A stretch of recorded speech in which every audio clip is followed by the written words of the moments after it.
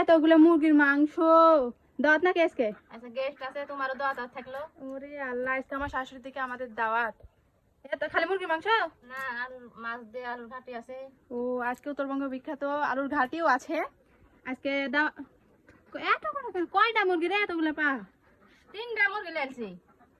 3টা মুরগিতে একটা নিলে 3টার মতন হলো না? পাইনি মনে হয় তাই।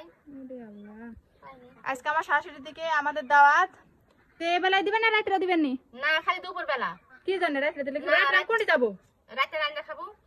রান্না খাওয়ার মতন কিচ্ছু নাই বাড়িতে। টাকা পয়সা যা ছিল ঘুরে দিছে, এতদিন অনেক ঘোরাঘুরি করলো, বাইরে খাতে ঘুরে গেছে।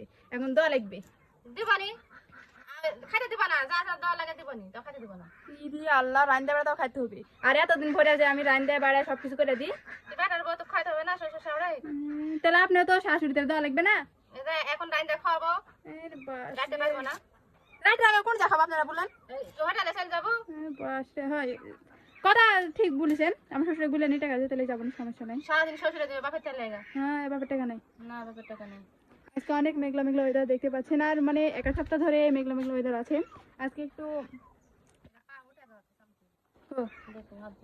দেন ওরা পালিয়েন না।